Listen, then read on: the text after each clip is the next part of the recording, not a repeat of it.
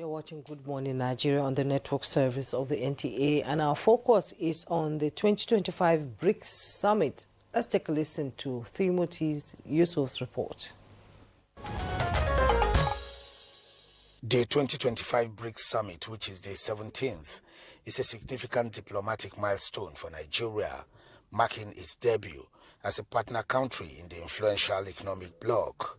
President Bola Ahmed Tinubu is already in Rio de Janeiro, Brazil, participating in the summit to highlight Nigeria's ongoing economic reforms aimed at stabilizing the macroeconomic environment, attracting foreign investment, and unlocking growth in key sectors like agriculture, solid minerals, healthcare, and renewable energy. Analysts believe that the summit provides a platform for Nigeria to attract investors and promote its investment potential, deepening economic ties with fellow BRICS nations.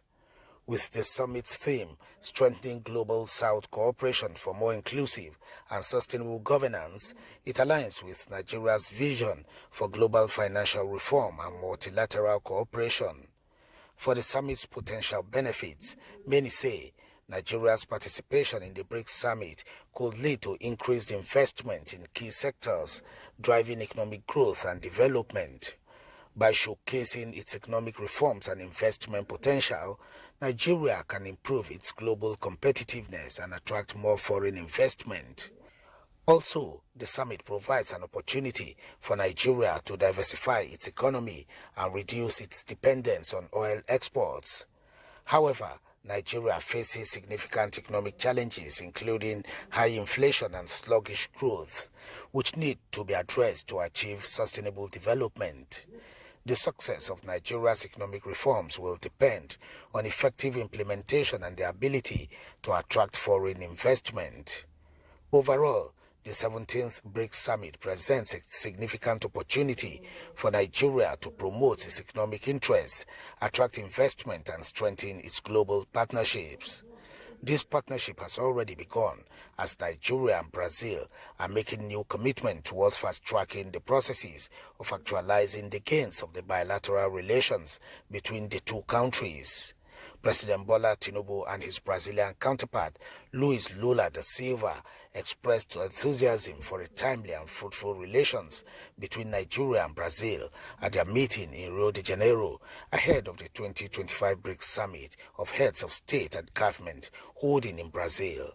For more insights on the 17th BRICS Summit, vis-à-vis its prospects and progress ahead, let's now join our guests in the studio.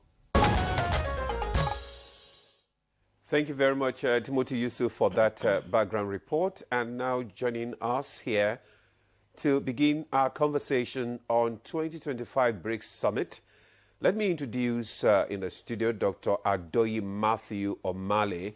He's the International Affairs Analyst. Dr. Omale, it's good to have you on Good Morning Nigeria this morning. Good morning, and thanks you for having me. Also joining us from our Lagos studio is Professor F.M. Ubi, is the Director of Studies, Nigeria Institute of International Affairs, NIIA. Dr. Ubi, you're welcome to Good Morning Nigeria.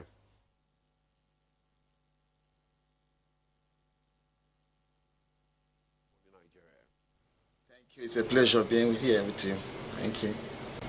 For joining us, and also joining us via Zoom from South Africa, Johannesburg, we have Ambassador Joe Keshi, former Permanent Secretary, Ministry of Foreign Affairs. Glad to have you join us, Ambassador. Good morning. Nice see you all this morning. And joining us via Zoom also from Beijing, China, is John Chu, Fellow of Belt and Road Research Center, Minzu University of China. Glad to have you join us. Good morning, Lagos. All right, thank you, gentlemen, for joining us for this conversation this morning. Let's start from the studio here, Dr. Mali. Let's look at the key objectives of this 17th BRICS Summit, which is going on, which is on the way in Brazil. How does it align? I mean, the objective align with the theme of this summit. The theme is strengthening global South cooperation. Yes, the objective of this year's BRICS summit, I think, is very, very clear. It's in line with BRICS' overall objective, fostering global partnership with countries of the South. For a very long time, the countries of the South, the global South now in this case, they've been collectively agitating for certain reforms within the international economic system. They have been agitating for new international economic order that will strive to bring about equality in the international affairs, especially in international trade and development. And to fast-track this, the idea of the BRICS was mooted, and the BRICS have come to stay as a key global player, as a counterweight to Western domination of the international economic order. And if you look at the objectives, is to harness the potential, is to ensure that the countries of the South are able to leverage on their partnership, strategic partnership, to give economic succor, to mitigate global challenges that they face. And the BRICS is doing a very, very good work in that regard. In terms of renewable energy, many countries of the BRICS have a lot to gain from each other. And like as I always say, in terms of technology transfer, there's no other group that will be willing to transfer technology like a cooperation among the countries of the South, which is very, very instructive. That Brazil is hosting this summit. Brazil has been a very leading light within the South. They have attained some level of industrialization in manufacturing, in mining, and so on. When you look at India, for example, India and a lot of African countries and countries of the South, they share very close affinity in the area of addressing poverty and so on. The objective of this year's summit definitely is to try to open up new vista of area of cooperation between the countries of the South. And you can see many countries of the South, including Nigeria, are becoming are being attracted into the BRICS initiative. Why? Because it creates a very, very important window for most of them to diversify their economy, to reach out, because it's a very open group that are willing, with a lot of money, with China being the second largest economy in the world, and being a member of that partnership. And also Russia. And Russia and India, and even South Africa. It shows that if we take advantage of those countries that are moving the BRICS, we could also attract a lot of foreign direct investments. And vice versa.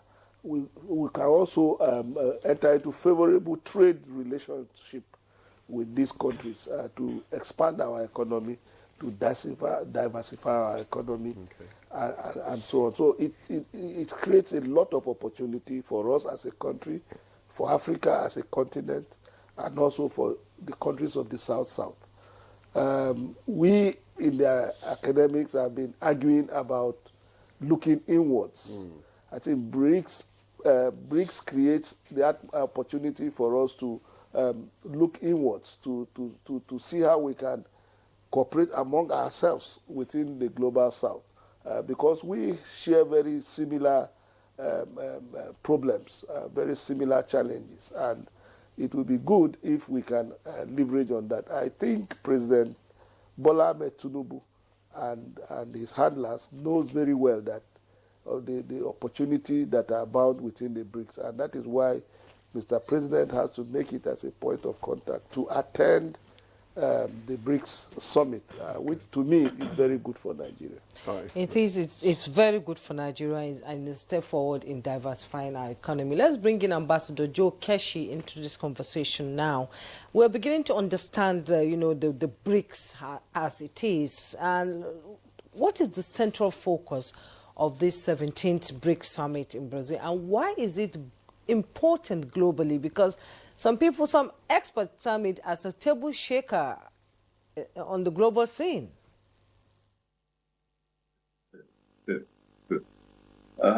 Thank you very much. I like the way you said it, that some people see it as a global shaker within the international scene. Unfortunately, I don't think I share that view because the BRICS states, as they are called, they are meeting at a time of great upheaval and uncertainty within the international community. They are meeting at a time in which you have a different administration in the United States itself, which has destabilized, the global order that was set a couple of years ago, post-Cold War and post-World War II. So the order, the global order itself is in an uncertain situation. And you can see that reflecting in the statement that the BRICS states, in the 31-page document that they released yesterday, which I found very, very unfortunate, but it shows you the challenge that they now face. One was the fact that this organization began essentially as a protest group. The very first concern was about the dominance of the U.S. currency as the global trading currency, and the way the Western institutions, have dealt with, particularly the South, in terms of loans and the rest of it. And they thought they needed to find an alternative, to that. They also wanted to promote multilateralism, so that to ensure that the world in which we live in is not just dominated by just one group of or set of people, the Western world in particular. But unfortunately, a number of things have changed over the years, and is beginning to pose some challenges to BRICS itself. For example, two of the key leaders did not attend the conference. The Chinese president was not there. The Russian president was not there, even though he addressed the conference via Zoom. Egypt, which was interested in becoming a member, has paused its membership one way or the other, whether it has withdrawn or paused its membership. And as I said, when you look at the statement that was released yesterday, the final statement will probably...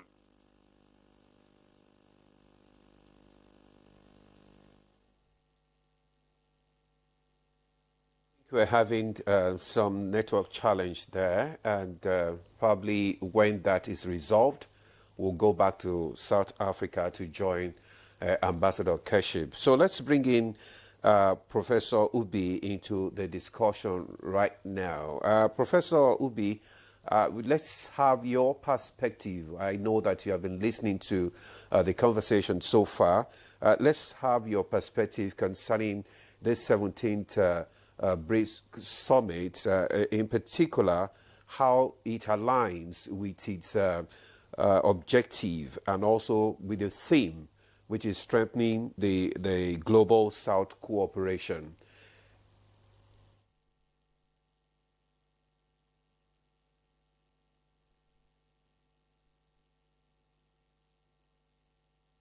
Thank you once again for having me in the studio. Yes, I've heard what my other colleagues in the studio said, and I think there's something we also have to come to terms with, which is what even Ambassador Keshi himself raised. The global order is already in disorder.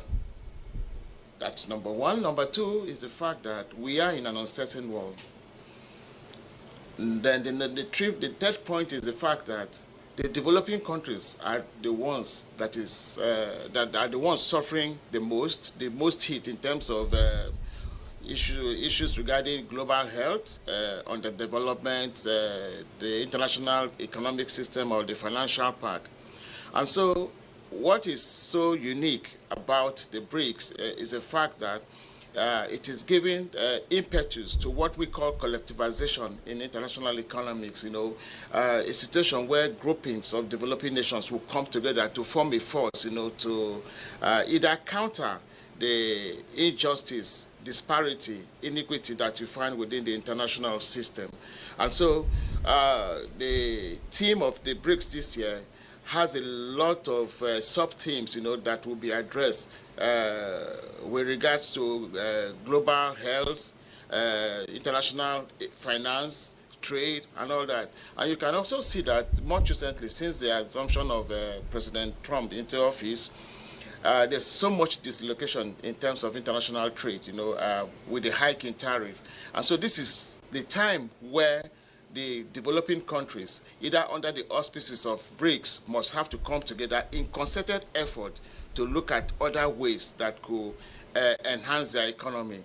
And so this meeting, the 17th meeting, I think it's something that is a meeting that the countries will have to come together to look at these issues and try to see how those abnormalities within the international system that the developing countries are suffering from, we know will be rectified.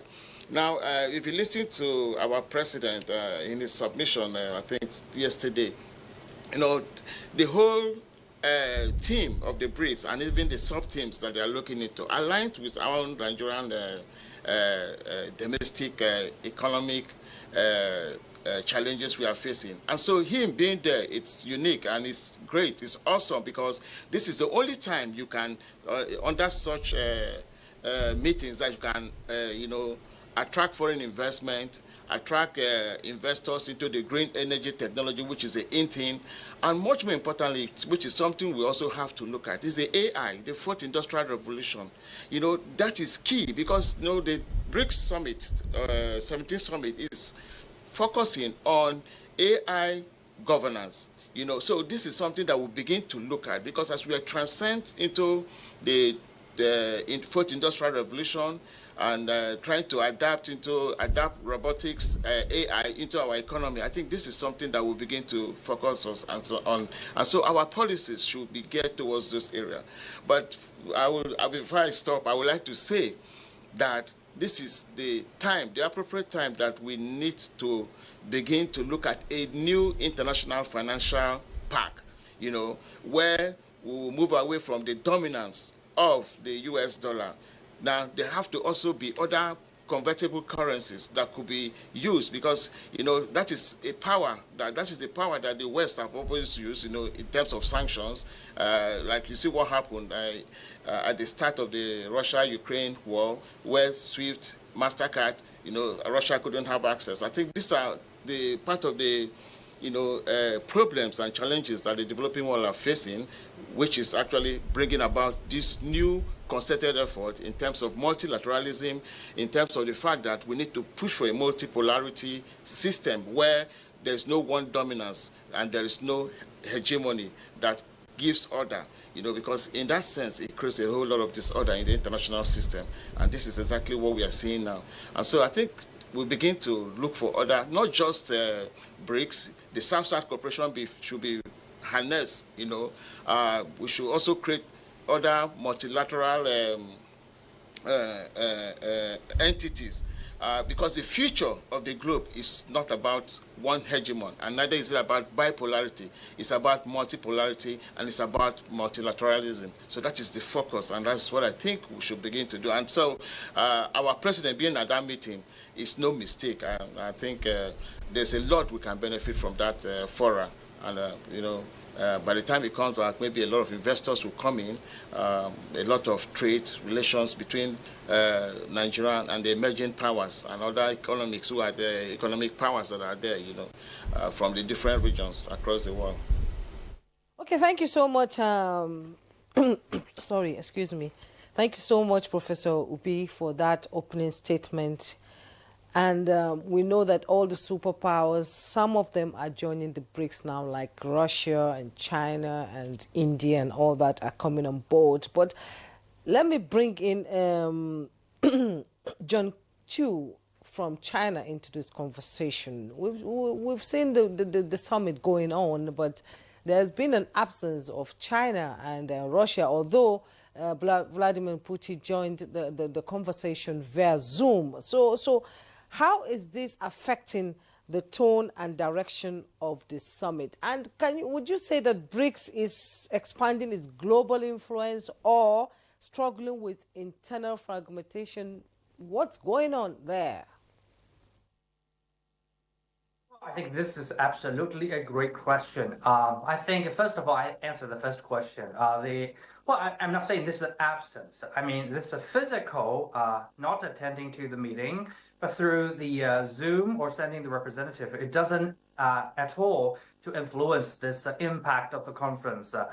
From what I know is that China has been fully committed to the BRICS development, and China is one of the initiators of this organization. It's a funder of this organization and platform, and probably one of the most important supporter and a contributor to this network. So I think through these, work, I think even though Chinese leaders like President Xi Jinping is not there, but still we will have the Prime Minister be here. So I think the significance is equally attached. So no problem with that at all. I can guarantee that. And I think from Russia's perspective, even though I'm not a Russian, I cannot speak for the Russian government or their leadership, but I still strongly believe against current backdrop internationally, you will find out that Russia probably more than ever will rely on this, network based on the developing nations or the global South nations. So I think every, members are actually paying attention to this platform. They want to develop this platform into a bigger one, stronger one, and a wide-ranging, reaching one. So I think this is not the problem anymore. And also, according to my source, not only the BRICS nations or the members or partners, but also many other major countries are also paying attention to this meeting, to this network and platform. It's because the BRICS nations and also the Global South nations that this stands for actually has become one of the major force in the international arena. Well, you probably pay just attention to a little phenomenon. You probably will be reminded. That is like 30 years ago or 40 years ago, when we're talking about China, we're talking about India, Nigeria, when we're talking about other this global South nations, we majorly use one word. It's called the developing nations, developing countries. It's because these nations are basically considered only have the significance of economy. So we only judge these countries with the economic, measurements and etc. We never consider them as a major global political force. But right now, we've been saying these nations. We're very seldom to use the term like developing nations or developed nations, something like that. We use global South nations and its representatives. It's because we think, other than the Western nations, other than the major international political forces, the global South nations are rising up not only as an international economic force, but also as one of the major political forces influencing the whole global development. Even though right now we've been seeing there are many major geopolitical conflicts going on, like the Ukraine crisis, like in the Middle East. But I guarantee you that the developing nations, the global South nations' voices are really be paid attention to, and people would like to hear about our opinions. We are not ignorable like 50 or 60 years ago, like before.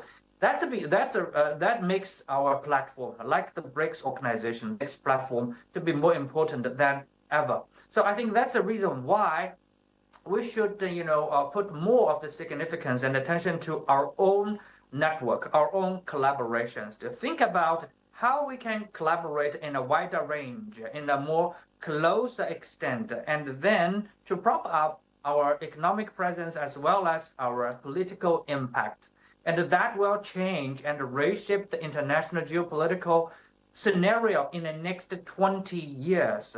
For example, in the Middle East, well, probably those nations get involved directly wouldn't have to listen to a country in Africa, wouldn't have to listen to a country far away in Eastern Asia, But now they have to listen because the global supply chain are saying so, because the United Nations multilateral platforms are saying so, because the whole world has been a very different world, and global South nation has become someone already in the game, not only at the chess, but also have already been a player.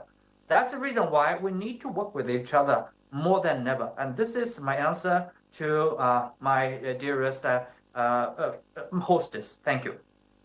With you for a bit, what, in your opinion, are the expected outcomes from this 17th BRICS summit?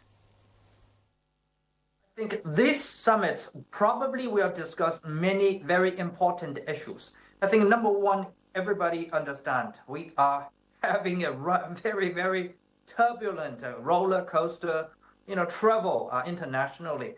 My friend, Mr. Ambassador, had just mentioned, well, Mr. Trump are making such a fuss over the tariff conflicts.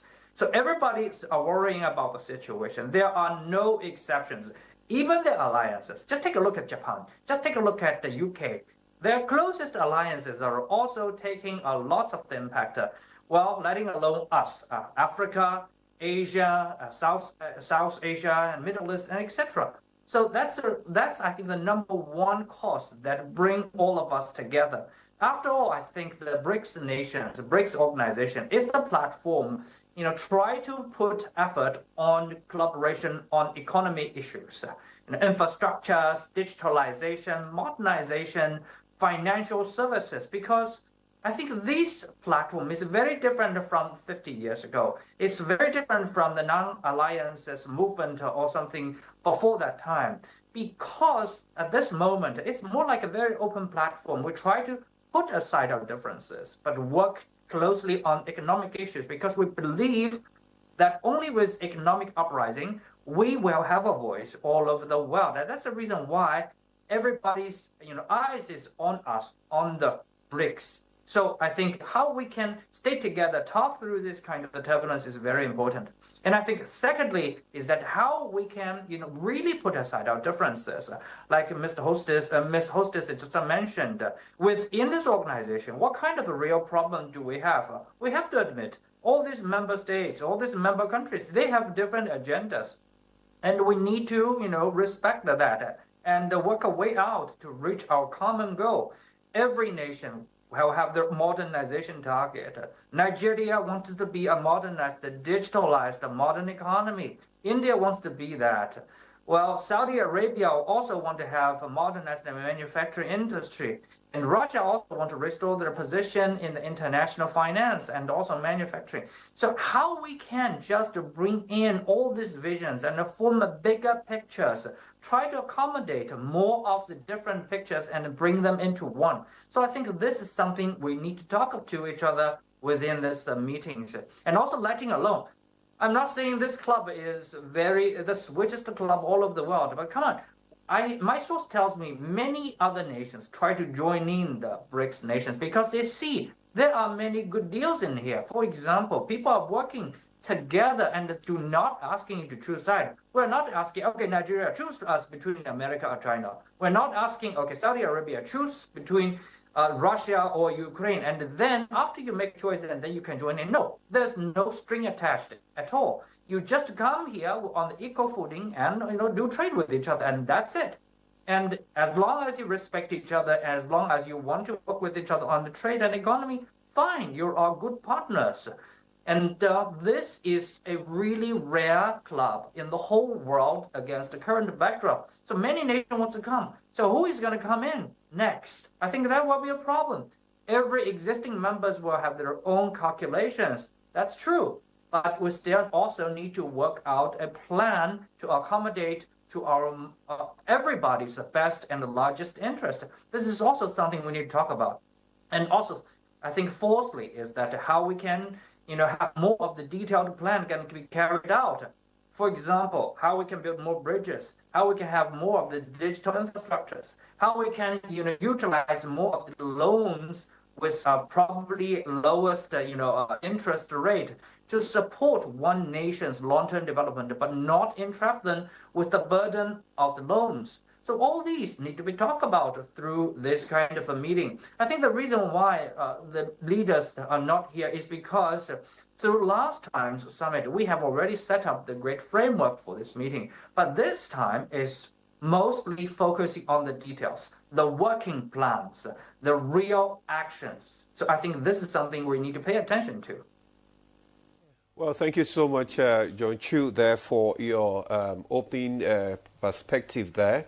And your major actually point is that there should be a better and greater collaboration amongst the member of the BRICS. Now, let's come back to the studio now. Dr. Male, you have listened to the various perspectives from other speakers that this summit is coming at a time where we have heightened global uncertainty and with issues like economic decoupling, trade tensions, geopolitical instability here and there. So what would you propose for the global governance to address all these issues that have been raised? Okay, there is a lot of options that are available to members of the BRICS. But just like my colleague from China has said, the BRICS is basically focused on economic development for now, which is true. The issues of economy of the South is the major focus of the BRICS. I hope the BRICS in future will not drift into military activities. I hope they will just restrict it purely to economic, as my colleague from China has said, so that we don't have a kind of NATO scenario.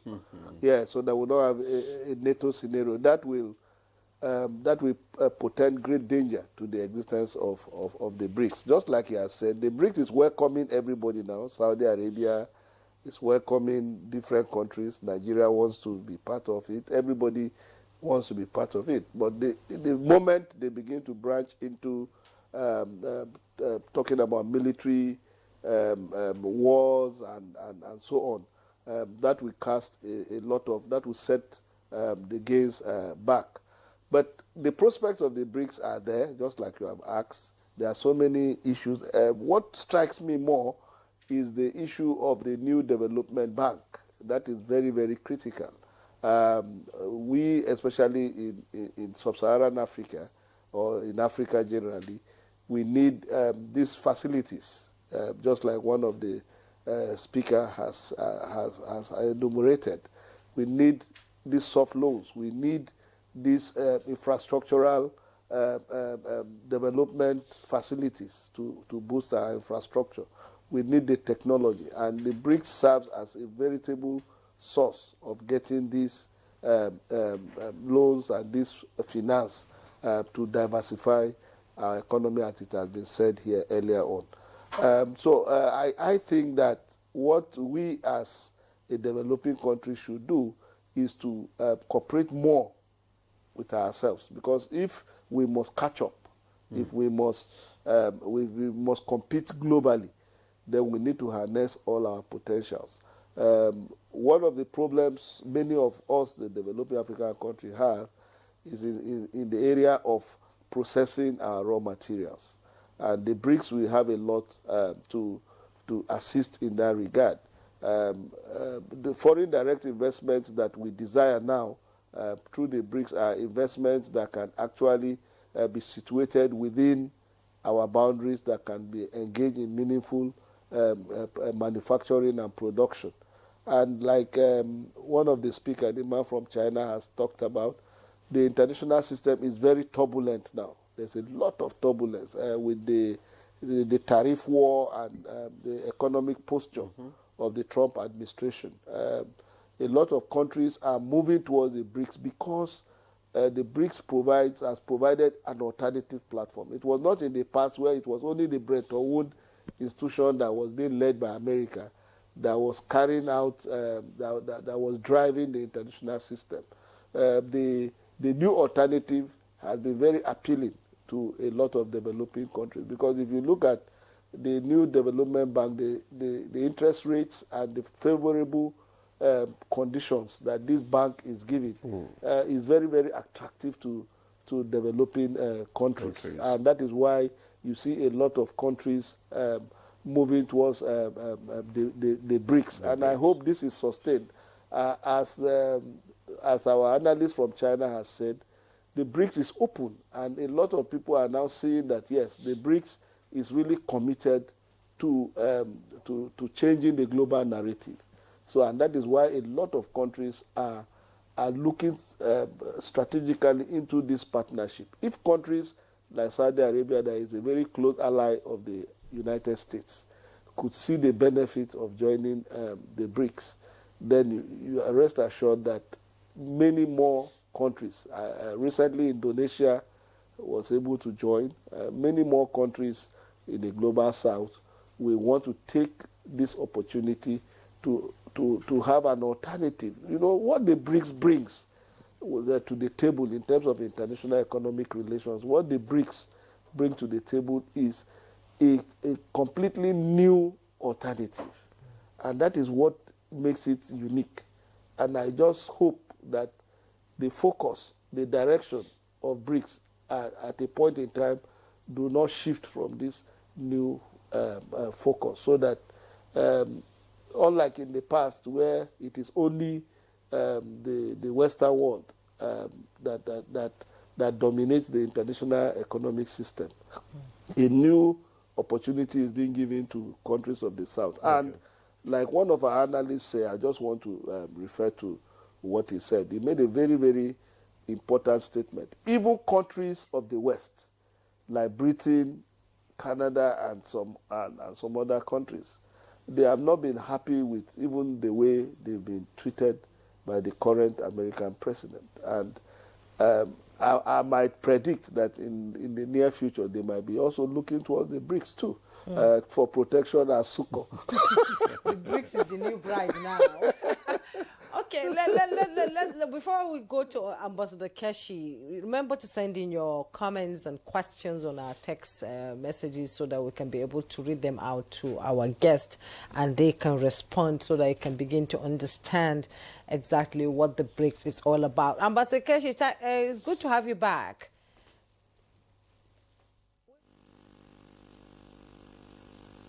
And understanding the focus of BRICS for 2025, the summit.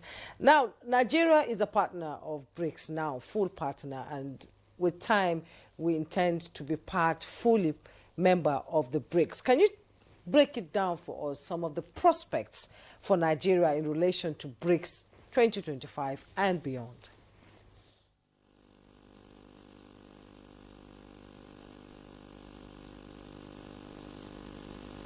Please enable your mic so that we can hear you. It's not okay, Professor. Okay, it's there now.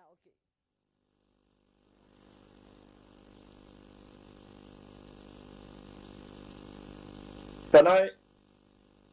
Yeah, you can go ahead. Yes, yeah, we can. We can. Yes. I think that, number one, the BRICS states must find a way to navigate the current, international uncertainty. And if they can do that and live up to, their own commitments, their own objectives, I think that the future will be bright for them. But if they do not do that, and they veer into defending member states' national interests individually rather than collectively, I think that they are going to even have more challenges, as we are beginning to see. I talked of the challenges before we lost contact. So for them and for the future, it's two things. Number one, the ability as a group to navigate the current uncertainties within the global system. The second thing is that individual countries, particularly countries from, the African countries itself. I was saying this before, that we have had all the opportunities with all organizations, to look inwards and develop our own, economy so that we can become a credible partner when it comes to issues of trade, when it comes to issues of economic development and the rest of it. Now, we need to, again, go back and emphasize the importance of resolving individual member state domestic contradictions and developing their respective economies. Now, if you look at Nigeria, you know, I think that we are also enamored by this whole idea of foreign investors, foreign investors, foreign investors. For goodness sake, if you look at the development of a number of countries today, particularly from the Asian world, you'll be amazed that at the point which foreign investment began to go into this country was at a point in which these countries were beginning to transform, and the developed world saw opportunities that they can key into. The developed world, the foreign investors did not make Japan. The foreign investors did not make the Asian tigers. No, they saw opportunities and they began to capitalize on it. So for countries like Nigeria, they must create those opportunities. And once they create those opportunities, you'll be amazed at how much capital will flow into Nigeria, you know, to begin to, that would again spur economic development like we saw in the Asian tigers and we saw in a number of countries. So the point I'm making is that let us again focus on the fact that if we make our economies, I'm talking of the BRICS states, if they like Nigeria and other countries, particularly from the African countries, if they make their economy attractive enough, if they make their country attractive enough, if they make the investment environment attractive enough, if they develop the skills that investors are looking for, particularly at home. If you go and read the history of some of these big families in Japan and so on, no, and emphasize, it was not the foreign investment that made them. It was domestic investment that spurred investment in these countries, and foreign investment took the opportunity. And that's what we should try to do when it comes to us in Nigeria, as well as other BRICS states. But again, the most important thing today is they need to find a way to balance and to navigate the current dynamics in the global system. What they released yesterday do not show that they are trying to do that, but I think their future lies in trying to navigate and balance relationship between what's going on in the domestic environment and what's going on in their own internal, their own domestic environment. Thank you very much, Ambassador Keshit, for those issues that you have raised there. For the need for the member partners to develop their own opportunities and also to leverage on it. Thank you, Ambassador Keshi. We know that you are really trying to cope with the biting winter there. We must commend you. Now let's go to our Lagos studio where we still have Professor Ubi. Professor Ubi, you have listened to some of these comments. Let's now explore how Nigeria can take advantage of this, BRICS summit. What opportunities, just like Ambassador Keshi said, that what opportunity exists for Nigeria to participating in these BRICS initiatives, such as in the New Development Bank, and how can Nigeria leverage BRICS expertise and resources to address its development challenges?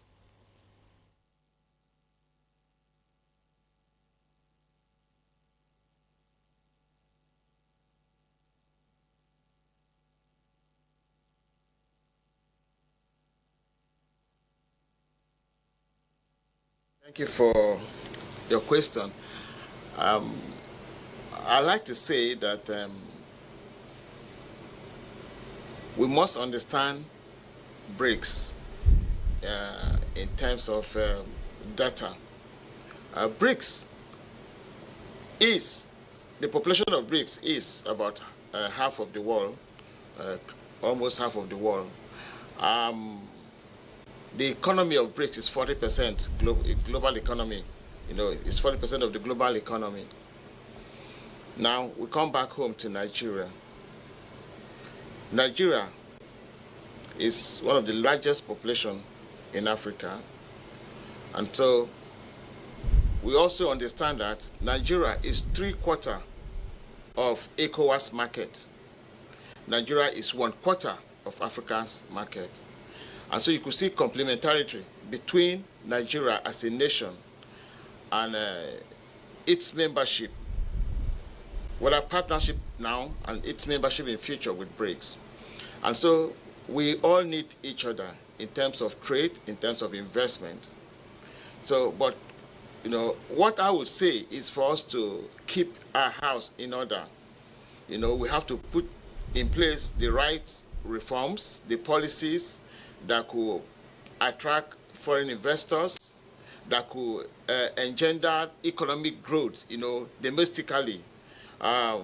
Focus should be more on productive infrastructure. We actually need productive infrastructure. So if there are no productive infrastructure, you know, it cannot lay the foundation for the takeoff of Nigeria's economy to attract the market or the investments that we are looking for.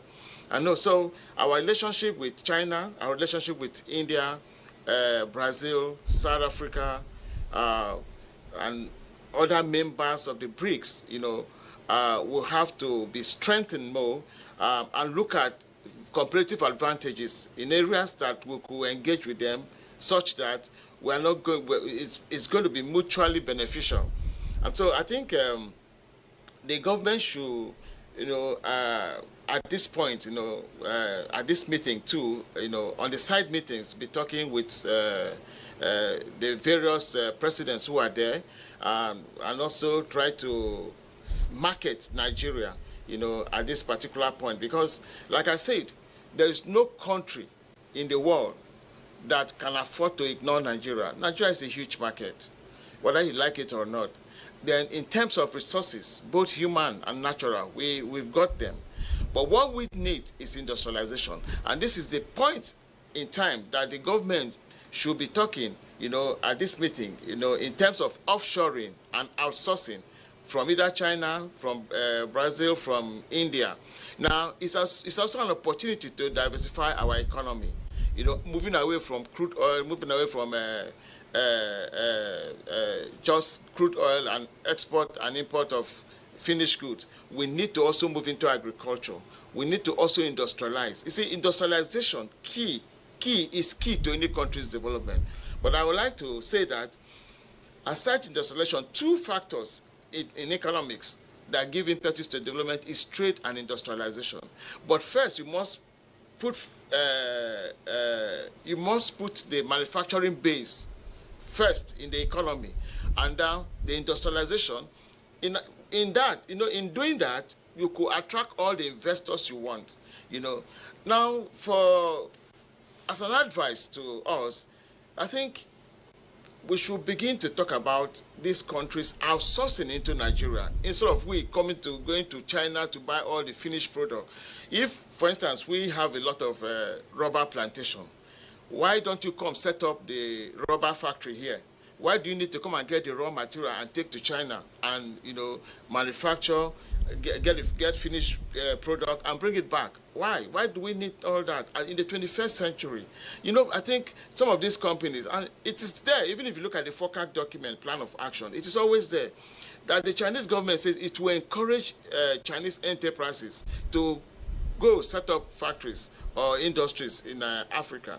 I think this is where we need to hold many of these nations, you know, where we are a membership of the same community, you know, hold them to their promises, because it is one thing to promise and another to fulfill that promise. And so there are prospects, you know, with our membership of BRICS or our partnership with BRICS, there's a whole lot of prospect in terms of diversification of the domestic economy.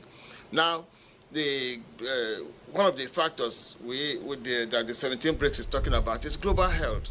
And you could see how COVID-19 ravaged the globe. Now, Africa was the worst hit.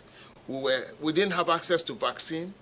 You know, why should it be like that? I think we need to sit up as Africans and need to sit up as a country to look at ways in which we can, you know, build our domestic economy to a level where it will be attractive, yeah, we are trying. We are doing a whole lot, but I think we still need to do more. We still need to put in place the right policies. We put in place the right reforms, economic reforms, and to build this domestic economy to a standard that it will be extremely very attractive to our partners abroad. Now, we all understand the international economic is not in favor of the developing countries. We are all suffering it. We have to keep, we are at their beck and call. It was an economic, international economic that was set up, prior to even the independence of many African nations. And so a lot of African nations found themselves, integrated into an economy that they were not part of. And that is why we are asking for a new financial pact. If that financial pact is going to come from collectivizations such as BRICS and maybe other future collectivization, prior to BRICS, we talked about the N11. Prior to BRICS, we talked about the Mint. Prior to BRICS, we talked about the Vistas. These are all the future. This is all the future we're talking about. Groupings of developing nations coming together to fight a cause that could liberate them from the stranglehold of the dominant powers or the hegemonic powers. So I think this is another area that we need to hold tenaciously to fight against this dominance, because in that dominance, we suffer a lot. We can't, they come here to get our raw materials, take it out, and bring finished good at an exorbitant price, and we can't continue to live this way. So I think in as much as there are benefits across the globe, in terms of membership of BRICS, in terms of membership of other collectivization, we also need to set the standards, lay the foundation for that takeoff of development, within the domestic economy. And in doing such, we can, mutually benefit from our engagement with other advanced economy, the emerging economies.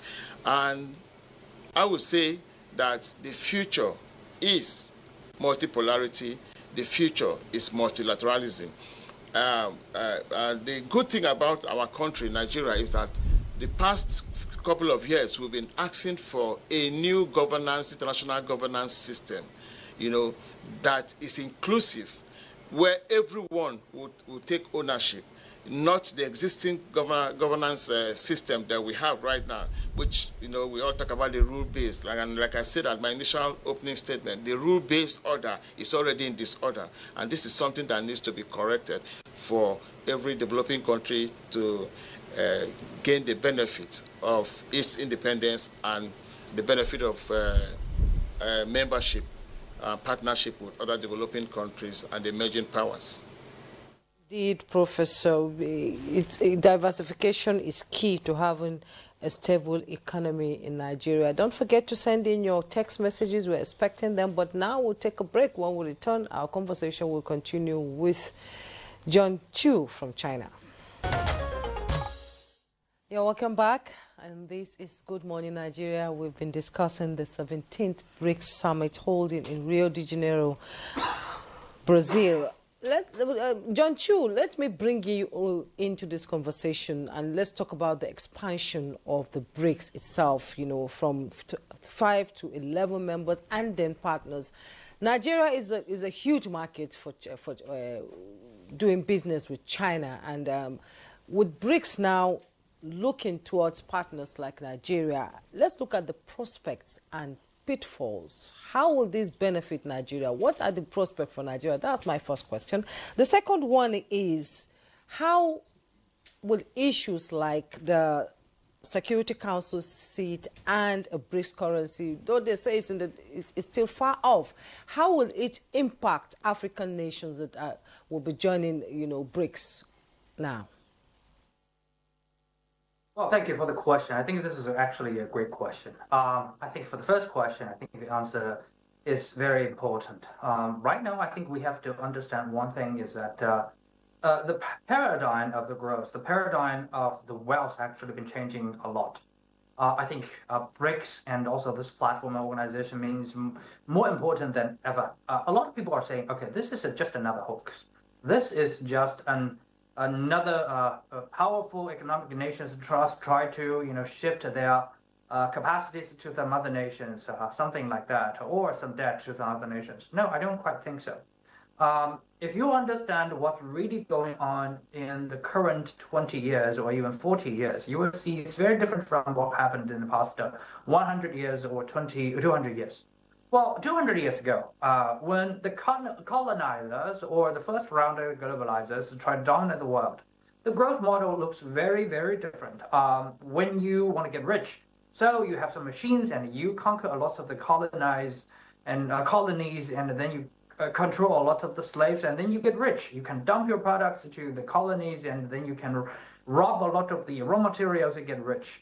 And that is not the story in the second industrial revolution, especially during and after the Second World War, because you will find out the colony doesn't mean a lot, especially after the Second World War. People just don't need that quite much. That's the reason why I think America after the Second World War dominated the campaign that to allow many of these developing nations to get independent. And also, if you take a look at the third round of the industrialization, dominated by the digitalization, internet, you will find out the whole story has been changed ridiculously. That is because even though you can have lots of the raw materials, as a vast territory and land you can have, but it's not necessary to be rich and powerful. Well, I think there are many examples in here. I think number one is Canada. Canada used to be the number 3 rich country in the whole world. They only have 14 million population and have the second largest territory, and the number 2 ranking of the rich deposit of the raw materials, minerals and oils and gases. So according to our old equation, you probably will think Canada should be a country, has the same rich as Saudi Arabia or Qatar.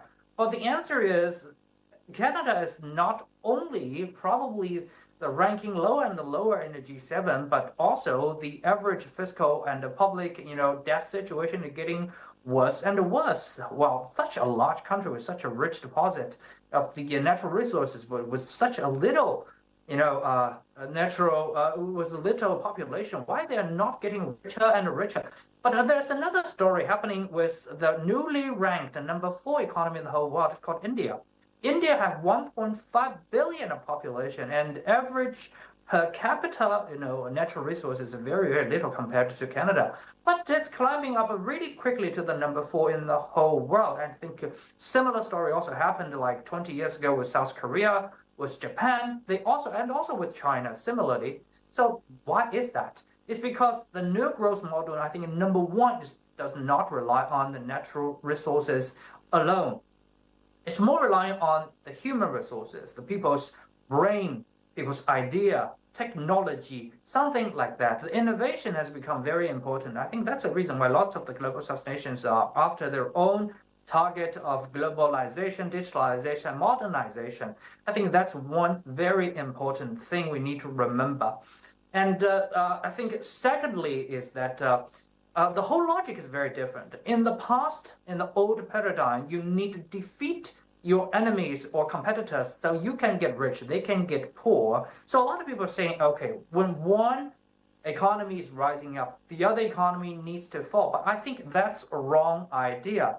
Well, China always believe one thing, because China is a major manufacturer of the product of the whole world. Imagine you're walking in the shoes of China.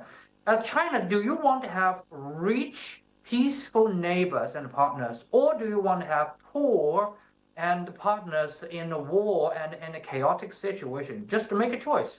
I think anyone who understands the situation probably will choose, I would like to have a rich and a peaceful neighbors, because I have to sell my product and services to them. Only rich products, only rich neighbors, partners can have my products and services, right?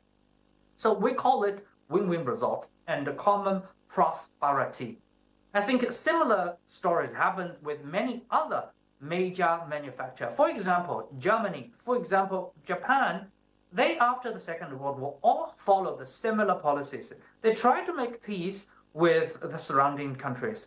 They try to, support and donate to the other nations so that their product, their services can have a good market. They can have a good international collaborations. So that's the thinking pattern of the new growth, of the new era. So I think BRICS nations are just building on this new era, are building on this new wave of growth.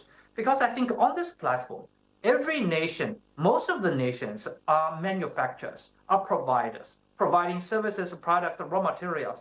So more than ever, you want to have everyone consider you to be peaceful partner, to be a friendly partner. And also you want to show them, hey, I have money. I can buy everybody's product. And also I want everybody to buy my product. I think that ultimately makes BRICS platform a very peaceful, equal footing, and also mutual respective platform, more than the old ones, more than anyone in human history. So this is very interesting, isn't it? So I think answering the hostess question, what can it bring to Nigeria? And also my friends, Professor Ubi just mentioned, Nigeria, how can they grab the opportunities? How can they bring in all kinds of industries back into Nigeria? A lot of people will say, okay, will the other nations want to do that? Will they be so kind-hearted to give good technology, to give the capitals to a nation far away, to help them to grow their own modernization and digitalization? I think the answer is yes. Still, remember the answer. Do you want a rich partner, peaceful partner, who think you are a good brother and friend, or do you want to have a poor, chaotic enemies? I think the answer is very, very different. Do you want to have China by your side, or do you want to have Gaza Strip or Yemen by your side? Well, no discrimination. It just means the whole peaceful situation in there. I don't think you want to have that kind of situation surrounding your nation, but you want to have a very peaceful environment around you. I think that's the reason why. And a lot of people saying, okay, will this platform provide us, what can it provide us? I think long-term, affordable capitals.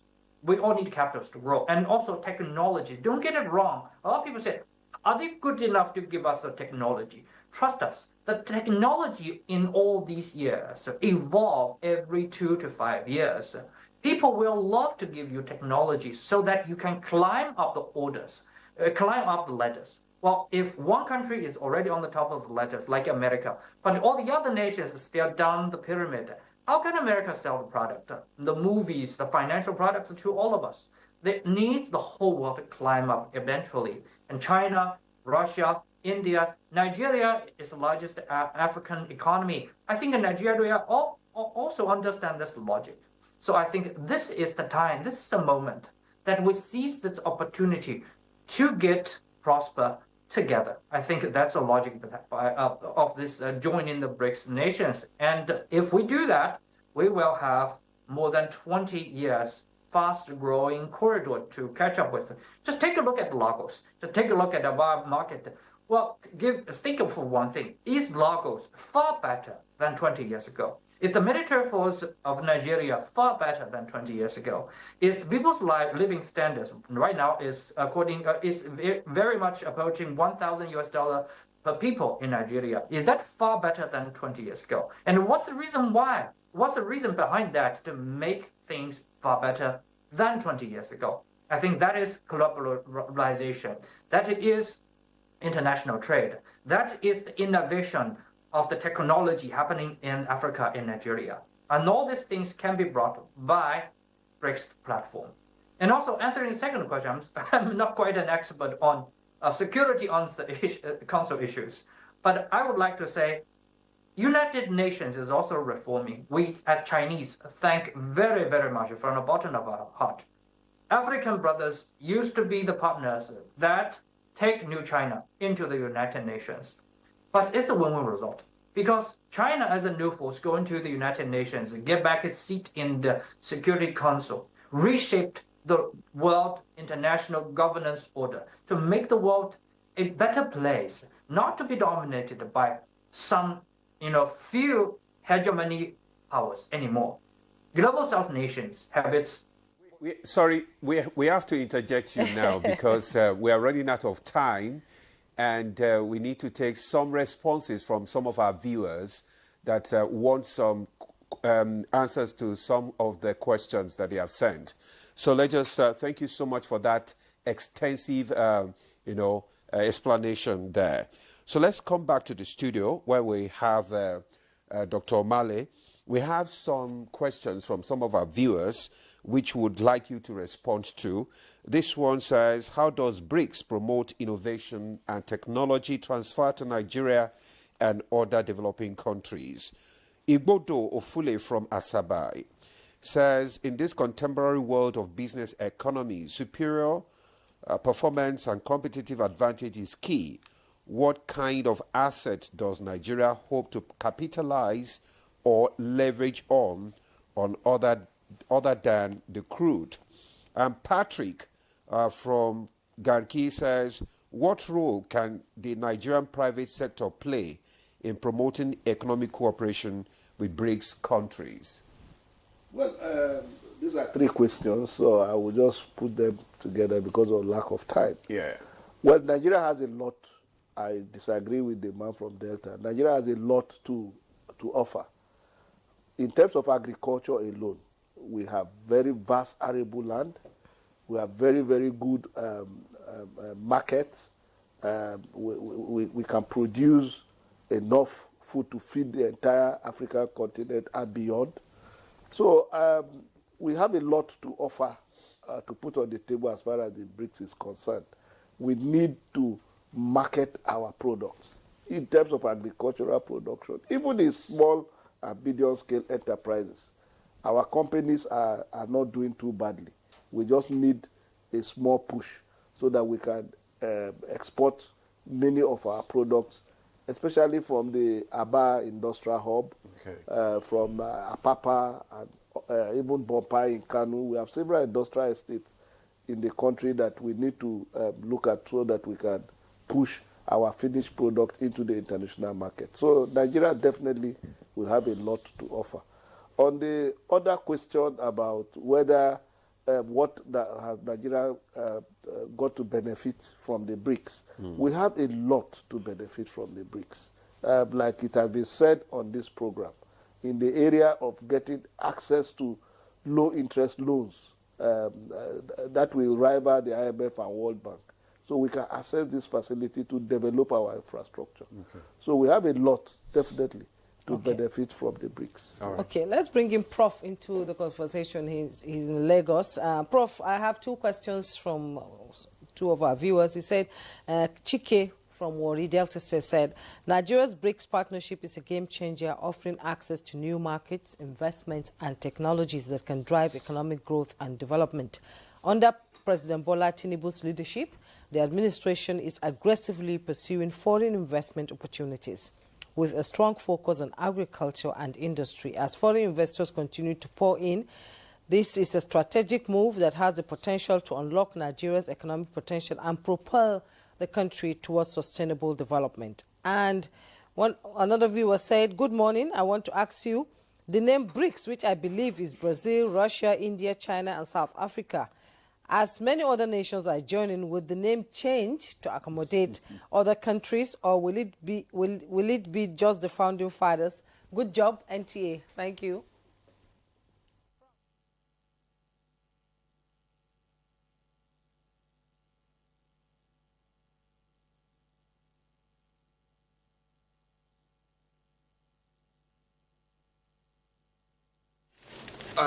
Thank you. I think the first one isn't a question, it's a statement of fact. And the person, whoever asked the question, had already told us that there's a lot that the government is doing in terms of,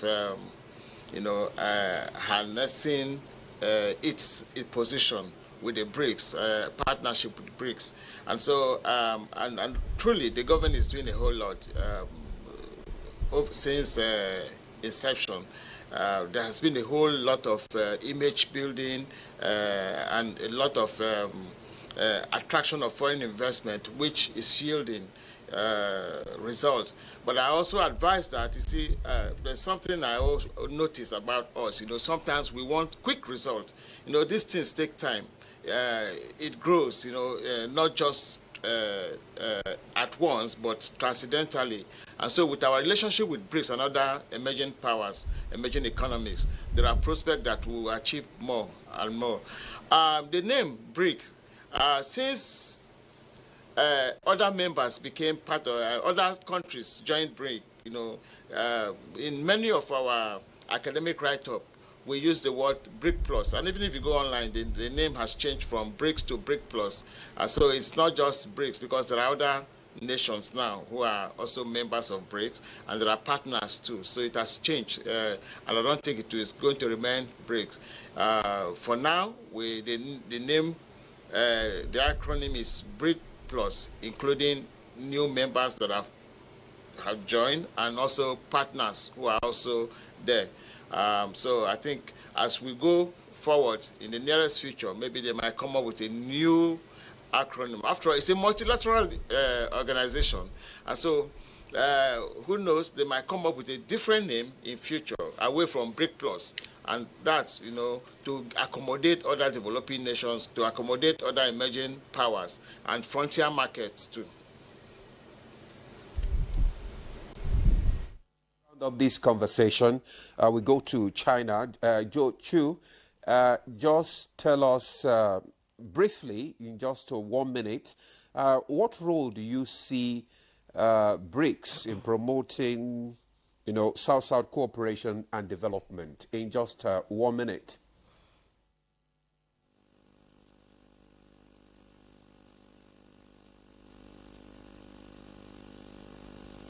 Sorry.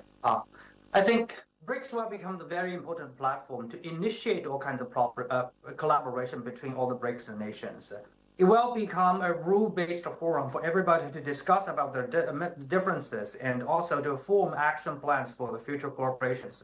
And also, the most valuable thing, as just mentioned, is that it can help every partner to put aside their differences, their political ideologies aside, focusing on respecting each other and collaborating with each other to form one of the vastest and the more closest, supply chain of the whole world.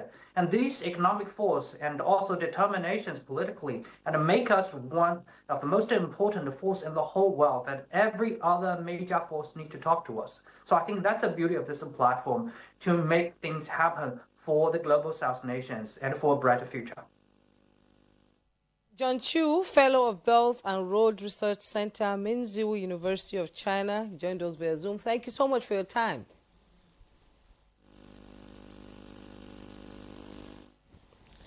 And we also have to thank Ambassador Joe Keshi, former Permanent Secretary, Ministry of Foreign Affairs, who joined us via Zoom from Johannesburg in South Africa. Thank you so much for your time. It's like the Zoom network is still bad.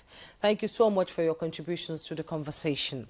And Professor F.M. Ubi, Director of Studies, Nigerian Institute of International Affairs, thank you for your contribution to the conversation on the 17th BRICS Summit in Rio de Janeiro. We appreciate you. And here in the studio, we had Dr. Adoyi Matthew Omale, International Affairs Analyst, a regular on the program. As always, it's a pleasure. Thank you for having me. I just want to say that on the issue of name, yes, even the United Nations was the League of Nations, and it changed to United Nations. So many organizations, the OAU existed before, it's now AU. So yes, the BRICS definitely will change from BRICS Plus. With time, yes. And that's Good Morning Nigeria for today. We hope you enjoyed the conversation. Stay tuned tomorrow for another interesting conversation. Thank you. I am Jumoy Yusuf. And I'm Ademola Adeoye. Thank you for watching. Enjoy the rest of your day.